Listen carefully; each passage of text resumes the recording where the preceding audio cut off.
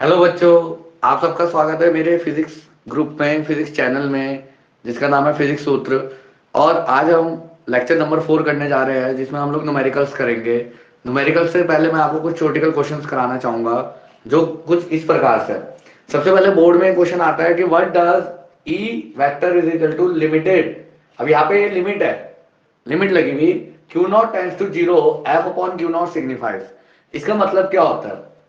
इसका मतलब ये होता है कि जो टेस्ट चार्ज है क्यू नॉट, ये बहुत ज्यादा स्मॉल मैग्नीट्यूड का है। देखिए, जिनके पास मैथ्स रही हुई क्लास 11th में, वो लिमिट के बारे में जानते हैं कि लिमिट का मतलब होता है टेंड्स टू जीरो। तो ये जीरो के प्रति है, पर जीरो नहीं है। इसका मतलब ये क्यू नॉट जो है टेस्ट चार्ज है, ये बहुत ज्यादा छोटा मैग्नीट्यूड का है, बहुत ज्यादा छोटी वैल्यू का है। तो इसकी इलेक्ट्रिक फील्ड जो है सोर्स चार्ज की इलेक्ट्रिक फील्ड को इन्फ्लुएंस नहीं करेगी, कोई डिस्टर्ब नहीं करेगी। और इसी वजह से हम इस टेस्ट चार्ज की इलेक्ट्रिक फील्ड को नेग्लिजिबल मानेंगे। दूसरा क्वेश्चन ये आता है कि Q1 डॉट Q2 अगर ग्रेटर देन जीरो है तो इसका मतलब क्या है? Q1 dot Q2 greater than zero है तो इसका मतलब Q1 डॉट Q2 पॉजिटिव है। अब आप जानते हैं दो नंबर का प्रोडक्ट पॉजिटिव कब आता है? या तो दोनों ही पॉजिटिव हो, मान लीजिए प्लस का 2 है या प्लस का 5 है, तो आंसर आएगा प्लस का 10। या दोनों ही नेगेटिव हो, मान लीजिए माइनस का 2 है या माइनस का 5 है, तो भी आंसर आएगा पॉजिटिव 10। तो ये तभी पॉसिबल है जब दोनों के दोनों चार्ज जो है वो सेम नेचर के। नेचर का मतलब होता है प्लस माइनस, वैल्यू नहीं बोली है मैंने, वैल्यू अलग अलग ही है, मैग्नीट्यूड अलग अलग है, लेकिन नेचर सेम होना चाहिए।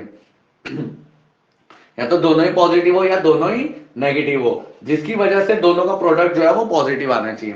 तो इनके बीच में जो फोर्स लगेगा वो लगेगा रिपल्सिव फोर्स, क्योंकि जब दोनों सेम नेचर के आएंगे, या तो दोनों ही पॉजिटिव आएंगे या दोनों नेगेटिव आएंगे, तो उनके बीच में हमेशा रिपल्सिव फोर्स लगेगा। सिमिलरली अगर मान लीजिए Q1 dot Q2 less than zero है, अब आप देखिएगा जरा ध्यान से, Q1 dot Q2 less than zero है, तो Q1 डॉट Q2 की वैल्यू क्या आ रही है? नेगेटिव आ रही है। तो नेगेटिव कब आती है? जब एक पॉजिटिव होता है और दूसरा क्या होता है? नेगेटिव होता है। तो इसका मतलब क्या, अपोजिट नेचर के, यानी एक प्लस है और एक माइनस है। कौन सा प्लस है कौन सा माइनस है इसके जिक्र नहीं हो रखा है यहाँ पे, तो हम किसी को भी प्लस किसी को भी माइनस मानेंगे तो इनका जो प्रोडक्ट आएगा वो नेगेटिव आएगा।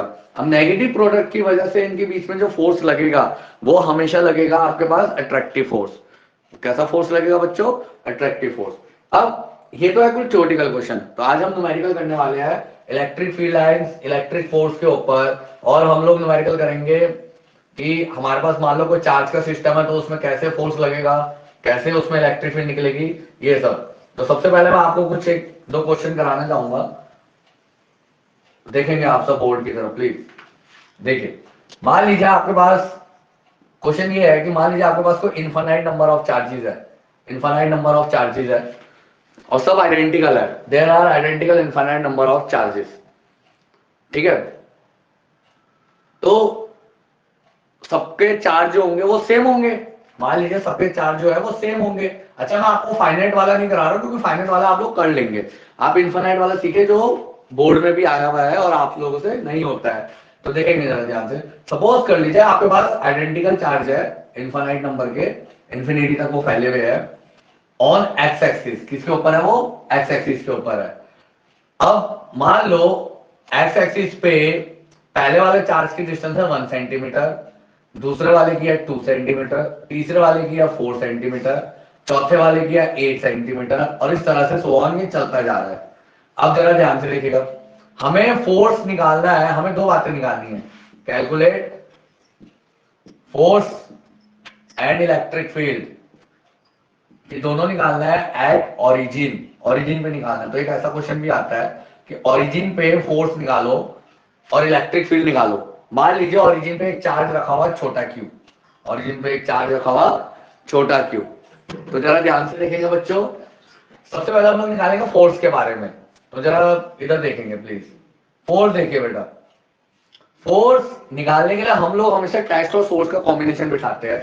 अगर मुझे इस ओरिजिन पे फोर्स निकालना है तो ये बन जाएगा टेस्ट पॉइंट, बाकी के क्या हो जाएंगे? Source point. बाकी के क्या हो जाएंगे बच्चों? Source point. ये सब के सब सोर्स हो जाएंगे, ये चलते रहेंगे सोर्स और टेस्ट। कॉम्बिनेशन बैठाया जाता है सोर्स और टेस्ट के बीच में, जैसे कि मैंने आपको अपने प्रीवियस लेक्चर में भी बताया हुआ है। तो सोर्स और टेस्ट के बीच में जब कॉम्बिनेशन बिठाते हैं तो याद रखना कि जो डिस्टेंस लेते हैं वो सोर्स और टेस्ट के बीच का ही लिया जाएगा। जैसे मान लो ये पहला सोर्स टेस्ट, ठीक है, ये दूसरा सोर्स टेस्ट, फिर ये तीसरा सोर्स टेस्ट, तो जो डिस्टेंस होगा वो उसी के अकॉर्डिंग लिया जाएगा। अब आपको मैं एक बात बताने वाला हूं, हमारे पास दो प्रकार के क्वेश्चन है, जैसे मैंने आपको बताया, एक है फाइनाइट, एक है इनफाइनाइट। फाइनाइट वाला आप लोग कर लोगे, जैसे मान लो चार चार दे रखे उसके अकॉर्डिंग निकालना, तो वो चारों को आप बाद में जैसे भी रिजल्टेंट निकलेगा उसके अकॉर्डिंग आप एलसीएम लेके सॉल्व कर लेंगे। इनफाइनाइट वाला सॉल्व करना थोड़ा मुश्किल होता है, तो सीखेंगे कैसे करेंगे। सपोज कर लीजिए, मान लो मैंने पहला कॉम्बिनेशन बताया सोर्स टेस्ट का, ये बड़ा क्यू छोटा क्यू, तो पहले वाला फोर्स निकला F1, तो F1 कितना निकलेगा 1/4 क्यू इंटू क्यू छोटा क्यू बाय कितना डिस्टेंस है 1 सेंटीमीटर, सेंटीमीटर को कन्वर्ट करो मीटर में 10⁻² से मल्टीप्लाई करके और इसका होल स्क्वायर कर देंगे। ठीक है बच्चों, अब दूसरा देखो F2, ये बन जाएगा 1/4, ये भी ऐसे बन जाएगा Q into Q, 2 centimetre distance है तो 2 इंटू 10⁻² का होल स्क्वायर बन जाएगा। होल स्क्वायर आता है नीचे डिस्टेंस का स्क्वायर आता है। सिमिलरली F3 बनेगा, F3 कैसे बनेगा 1/4 क्यू इंटू क्यू, कितना डिस्टेंस है 4 सेंटीमीटर पे, तो 4 इंटू 10⁻² का होल स्क्वायर बनेगा, और इसी तरह से ये सो ऑन चलता रहेगा। अब हम लोग फोर्स जब निकालते हैं तो हम लोग यूज करते हैं डायरेक्शन मेथड। डायरेक्शन हम लोग बनाते हैं टेस्ट पॉइंट पे, तो ये रहा टेस्ट पॉइंट O, और इस पर हम लोग डायरेक्शन बनाएंगे। किनकी वजह से डायरेक्शन बनेगी, सोर्स चार्ज की वजह से बनेगी। अगर मान लो ये वाला पॉजिटिव है और ये वाला भी पॉजिटिव है, तो हम लोग ये मानते हैं कि ये वाला सोर्स इस वाले को रिपेल करेगा, और रिपेल करता है अलोंग द लाइन ज्वाइनिंग। तो जरा ध्यान से देखेंगे, ये वाला इस वाले को रिपेल करेगा, तो रिपेल करेगा इधर की ओर लेफ्ट साइड को, तो F1 लग जाएगा इधर। सिमिलरली सेकंड सोर्स वाला टेस्ट वाले को भी रिपेल करेगा, जब तक रिपेल वाला ही है, टेस्ट वाले को नहीं दिखाना है, तो वो भी इसी साइड दिखाएंगे, F2 इधर जाएगा, F3 भी इधर ही जाएगा। इसी तरह सारे के सारे फोर्स सेम डायरेक्शन में हो जाएंगे। अब अगर मान लो ये फाइनाइट चार्ज का सिस्टम होता एक्स एक्सिस पे, तो आप लोग क्या करते हैं, मान लो चार चार्ज का सिस्टम है, तो आप लोग टोटल चार्ज के लिए क्या करते हैं F1, तो सब सेम डायरेक्शन में होंगे, सबके सब जुड़ जाएंगे, F2 F3 प्लस F4 इतना लगाते, इनकी वैल्यूज डालते और एलसीएम लेके सॉल्व कर लेते। लेकिन अभी यहाँ पे है इनफाइनाइट सिस्टम। इनफाइनाइट सिस्टम में हम लोग क्या करते हैं, एक अलग से तरीका अपनाते हैं।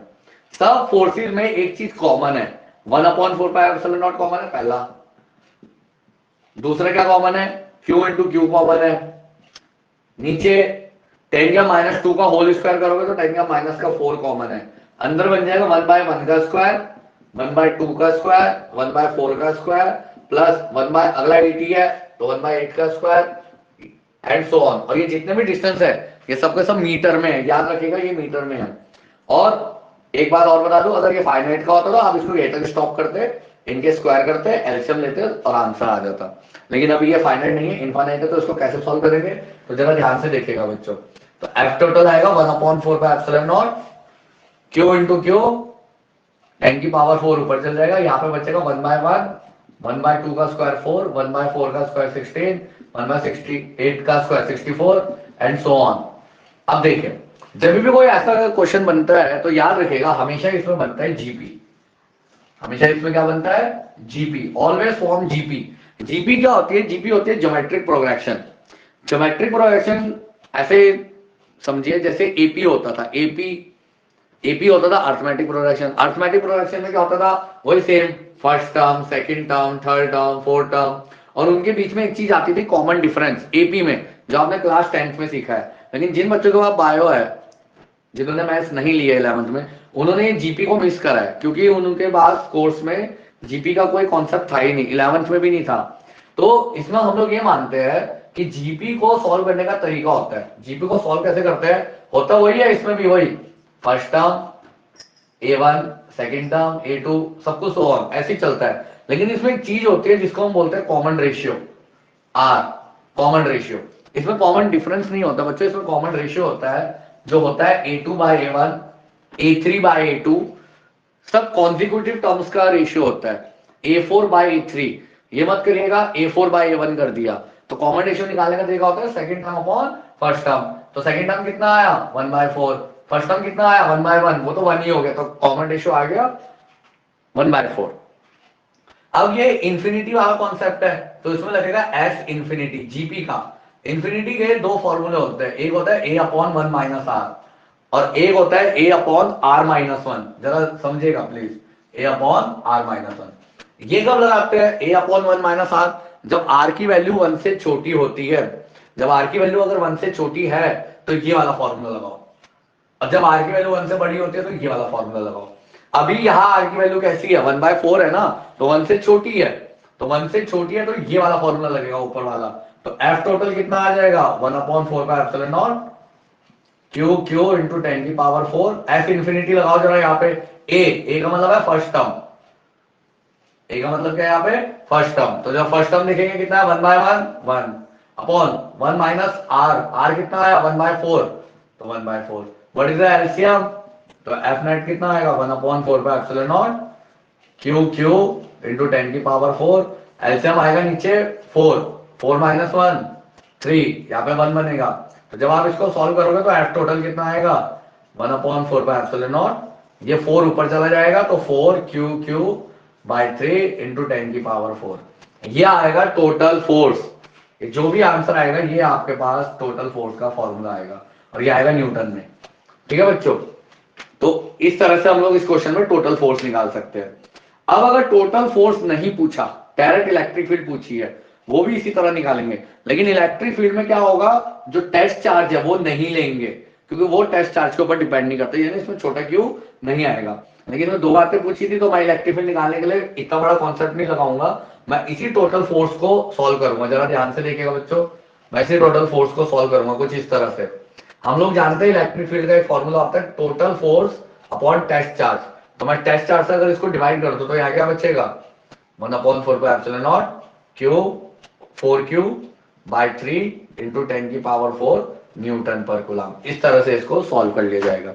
लेकिन अगर इन्होंने ये नहीं पूछा होता, इलेक्ट्रिक फील्ड पूछी होती, तो इलेक्ट्रिक फील्ड भी ऐसी निकलती, E1 E2 E3 up to so on. Electric field में सिर्फ ये बड़े वाले क्यू चलते, छोटे वाले क्यू नहीं आता। फिर उसमें भी वही सेम डायरेक्शन, जैसे पॉजिटिव चार्ज है तो इससे इलेक्ट्रिक फील्ड निकलती है, तो निकलती है तो चारों दिशाओं में निकलती है। लेकिन हमें दिखानी सिर्फ टेस्ट वाले पॉइंट पे, तो हमें दिखानी पड़ेगी लेफ्ट साइड, इसकी भी लेफ्ट साइड, सबकी सेम साइड हो जाएगा। तो प्रिंसिपल ऑफ सुपरपोजिशन लगाओ और आंसर पाओ। आए बात समझ? चलिए अब हम लोग आगे देखते हैं। एक नेक्स्ट क्वेश्चन मैं आपको कराता हूँ जो बोर्ड में भी आता है, और उसका जिक्र पहले भी हो चुका और आज मैं फिर से कराने जा रहा हूँ, जरा ध्यान से देखिएगा।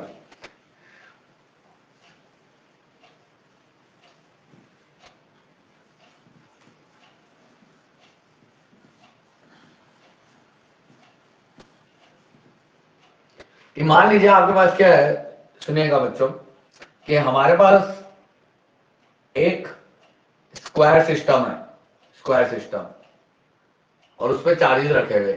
मान लीजिए यहाँ रखा हुआ 2 माइक्रोगुलाम, यहाँ रखा हुआ माइनस का 5 माइक्रोगुलाम, यहाँ रखा हुआ आपके पास फिर से प्लस का 2 माइक्रोगुलाम, यहाँ फिर से रखा हुआ माइनस का 5 माइक्रोगुलाम। साइड दे रखी 10 सेंटीमीटर, साइड इसमें 10 सेंटीमीटर दे रखी। मान लीजिए हमें पूछा है कि भाई बताओ टोटल फोर्स सेंटर पे कितना होगा अगर सेंटर पे 1 कूलाम का चार्ज रखा हुआ, और similarly total electric field centre पे कितनी होगी अगर उस पे 1 कूलाम का चार्ज रखा हुआ। तो इसको निकालने का एक तरीका और ये होता है कि हम लोग इसमें यूज करते हैं वही same magnitude method and then vector method. सबसे पहले मैं निकालूंगा इसमें फोर्स के लिए, तो देखेंगे जरा ध्यान से। वैसे कभी बार क्वेश्चन में क्या आता है, सिर्फ फोर्स ही पूछते हैं, इलेक्ट्रिक फील्ड नहीं पूछते हैं। कभी बार इलेक्ट्रिक फील्ड पूछते हैं, तो जिस जगह पे पूछते हैं उसको बोलते हैं टेस्ट पॉइंट, सेम टेस्ट। बाकी के क्या हो जाएंगे, मान लो इनके नाम दे दो, एक ABCD, ये हो जाएंगे सोर्स चार्ज, ये भी बन जाएगा सोर्स चार्ज, माइनस का 5 ये भी बन जाएगा सोर्स चार्ज, और ये भी बन जाएगा सोर्स चार्ज। तो देखिए फोर्स का फॉर्मूला क्या बनेगा, एक ही वजह से फॉर्मूला बनेगा 1/4। अब कॉम्बिनेशन बैठेगा सोर्स और टेस्ट। लेकिन सबसे पहले हम लोग निकालेंगे इसमें डिस्टेंस। तो हम लोग जैसे कि जानते हैं स्क्वायर की जो डायगोनल होती है, डायगोनल वो होती है a√2, और हमें चाहिए डायगोनल का हाफ, यहां से लेके यहां तक का डिस्टेंस चाहिए। तो यानी हाफ चाहिए, तो मान लो मुझे OA चाहिए, OA OB OC OD, तो मुझे क्या चाहिए OA, ठीक है ना। तो OA क्या बन जाएगा a√2/2, ये √2 से √2 कटा, तो यानी यहाँ पे बन जाएगा a/√2। तो यानी जो डिस्टेंस चलेगा ये चलेगा a/√2, और वो चारों तरफ सेम रहेगा, OB भी OC भी और OD भी। तो यहाँ पे फॉर्मूला बन जाएगा 1/4 2 माइक्रो, तो 2 × 10⁻⁶, वन गुलाम, वन अपॉन डिस्टेंस, डिस्टेंस का स्क्वायर यानी a बाय रूट टू का स्क्वायर। तो a बाय रूट टू का स्क्वायर करोगे तो बन जाएगा a स्क्वायर। अच्छा a को सबसे पहले चेंज कर लेंगे, 10 सेंटीमीटर को चेंज करेंगे बच्चों, 0.1 मीटर लिखेंगे इसको। तो 0.1 बाय रूट टू का होल स्क्वायर। तो ये क्या बन जाएगा एफ ए, ये बन जाएगा 9 इंटू 10 की पावर 9, 2 इंटू 10 की पावर माइनस 6 अपॉन 0.1 इंटू 0.1 और रूट टू का स्क्वायर ऊपर चल जाएगा, वो बन जाएगा 2। 2 पॉइंट हटाओ, 2 जीरो ऊपर पाओ। तो देखो 9 टू जा 18, 18 टू जा 36, 10 की पावर 9 और 2 कितना हो गया 11, 11 में से 6 गए 5, इतना न्यूटन आ गया। अब बच्चों देखो इधर भी 2 था 1 था, इधर भी 2 और 1 है, तो एफ सी निकालने की जरूरत नहीं है, एफ सी का भी आंसर यही आएगा 36 इंटू 10 की पावर 5 न्यूटन। अब हम निकालेंगे, चलो पहला पार्ट आ गया F A, second part F C similarly करके आ गया, ठीक है ना। अब हम निकालेंगे एफ बी, सबसे पहले हम निकालेंगे एफ बी, जरा ध्यान से देखेंगे एफ बी। तो वो बनेगा 1/4 बाय एप्सिलॉन नॉट। अब ये माइनस साइन तो यार लेते ही नहीं है मैग्नीट्यूड में, क्योंकि ये वेक्टर फॉर्म में तो है नहीं, क्या माइनस लेंगे, तो डायरेक्टली हम सिंपल लेंगे मैग्नीट्यूड, मैग्नीट्यूड लेंगे तो उसमें मॉडुलस लेंगे, तो यहाँ बन जाएगा 5 इंटू 10 का माइनस 6, दूसरा है 1 गुलाम Q1 Q2 upon R square, वही same a by root two का होल स्क्वायर यानी 0.1 बाय रूट टू का होल स्क्वायर। तो ये बन जाएगा 9 इंटू 10 की पावर 9, ये बन जाएगा 5 इंटू 10 की power minus 6 upon 0.1 0.1 into root two का स्क्वायर ऊपर जाएगा, ये बन जाएगा 2, कितना बन जाएगा बच्चों 2। तो देखो पॉइंट आया, 2 जीरो ऊपर पाया, 9 5 जा 45, 45 2 जा 45 2 जा 90 इंटू 9 और 2 11, 9 और 2 11 माइनस 6, ये वही आएगा सेम 90 इंटू 10 का 5 न्यूटन। सिमिलरली फोर्थ वाला जो होगा ये वाला माइनस का 5 डी वाला, ये भी वही सेम है, माइनस का 5 और 1 कॉम्बिनेशन है, तो सेम आंसर वही आएगा जो एफडी से आया था। तो एफडी कितना आएगा बेटा, एफडी भी यही आएगा 90 इंटू 10 की पावर 5 न्यूटन। चलिए आगे देखिए बच्चों, अब हम इसमें बनाएंगे डायरेक्शन, डायरेक्शन बनती है टेस्ट वाले पे, तो जरा ध्यान से देखेंगे ओ। अब कैसे बनती है मैंने आपको क्या बताया हुआ, सोर्स वाला टेस्ट वाले को क्या करेगा, ये सोचना आपने अपने माइंड में कि ये प्लस वाला, यहाँ पे भी ये प्लस है, तो ये प्लस वाला इस प्लस वाले को क्या करेगा, धक्का देगा, रिपेल करेगा, रिपेल करेगा अलोंग द लाइन ज्वाइनिंग। तो लाइन ज्वाइनिंग ओ से लेके ए के बीच में ऐसे डायगोनली है, तो लाइन ज्वाइनिंग ही धक्का देगा। तो 1 वाला जो है वो नीचे की तरफ जाएगा, ऐसे 1 वाला नीचे की तरफ जाएगा यानी एफ ए इधर आ जाएगा। अब ये माइनस है ये प्लस है, तो ये वाला इसको खींचेगा अपनी तरफ, तो एफ बी इधर चला जाएगा। अब ये वाला प्लस है ये वाला प्लस है, वही सेम केस, वो उसको धक्का देगा लेकिन अपोजिट साइड, तो एफ सी इधर चला जाएगा। और ये वाला इसको क्या करेगा, अपनी तरफ खींचेगा, तो एफ डी इधर चला जाएगा। अब 2 वेक्टर तो आपको सॉल्व करना आता होगा रिजल्टेंट से, लेकिन 4 वेक्टर सॉल्व करना थोड़ा मुश्किल होता है, तो उसको तरीका होता है कि हम लोग क्या करेंगे, इसमें किसी भी एक वेक्टर को, किसी भी, मान लो मैं एफ ए को मान लो, चलो एफ ए को मान लो मैं पॉजिटिव एक्स एक्सिस मान रहा, तो ये बन जाएगा नेगेटिव एक्स एक्सिस। अब अगर ये एक्स एक्सिस है तो ये वाली कौन सी एक्सिस होगी, क्योंकि दोनों के बीच में 90 डिग्री होता ही है, आपको पता है diagonal bisect each other at 90 degree, ये स्क्वायर की प्रॉपर्टी है।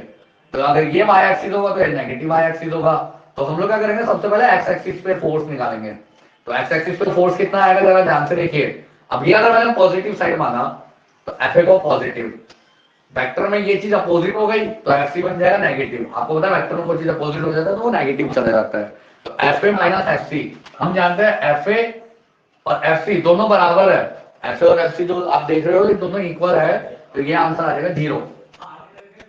सिमिलरली एफ वाई कितना होगा, एफ बी इधर होगा, एफ डी वापिस होगा, ये भी माइनस साइन हो जाएगा, लेकिन एफ बी और एफ डी दोनों बराबर है तो ये 0 हो जाएगा। अब जब 2 वेक्टर सॉल्व होते हैं तो इनके भी अलग से एक वेक्टर बनता है कंबाइन, माने 0 बना, हम लोग लिखेंगे उसको, तो एफ एक्स हो जाएगा 0 न्यूटन, एफ वाई हो जाएगा 0 न्यूटन।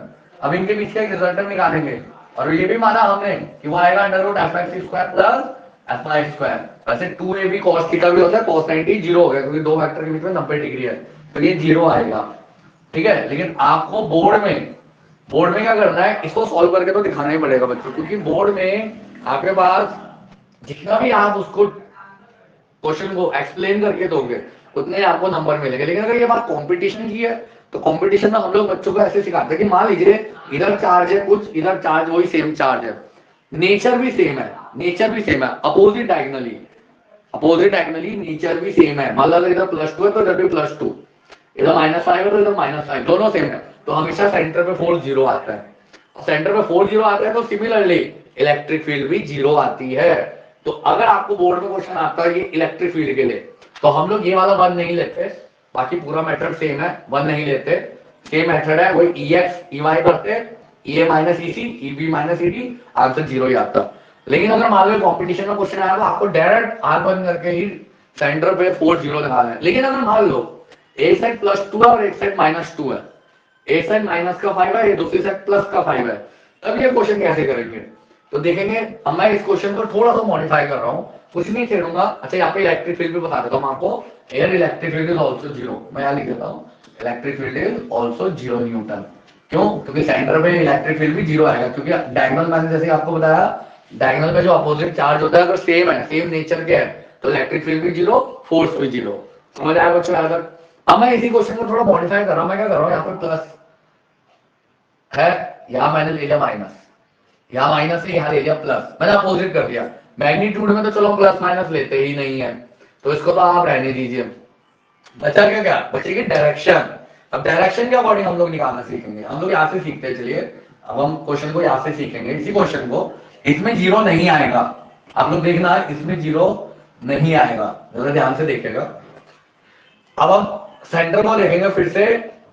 अब ये वाला प्लस वाला इस प्लस वाले को, क्योंकि ये भी प्लस है, धक्का देगा, एफ इधर आएगा अलोंग द लाइन जॉइनिंग, और जाएगा कौन, टेस्ट चार्ज या सोर्स चार्ज? तो आंसर है टेस्ट चार्ज आएगा। सोर्स चार्ज को हम जाते हुए नहीं दिखाते। अब ये माइनस है, ये माइनस वाला इस 1 वाले को, टेस्ट वाले को क्या करेगा, अपनी तरफ खींचेगा, तो एफ इधर आएगा। ये प्लस वाला है एफ डी, इस प्लस वाले को उस तरफ रिपेल करेगा अलोंग द लाइन जॉइनिंग, तो एफ डी इधर जाएगा। और माइनस वाला है इस वाले को अपनी तरफ खींचेगा, तो एफ इधर जाएगा। अब ये इसमें फिर वही करो, 4 वाले वेक्टर है, किसी एक को x मानो, अब इसका नेगेटिव x तो है ही नहीं, तो फिर y मान लो, क्योंकि दोनों के बीच में 90 डिग्री है, तो इसको y मान लो। तो इसमें हम सबसे पहले निकालेंगे fx।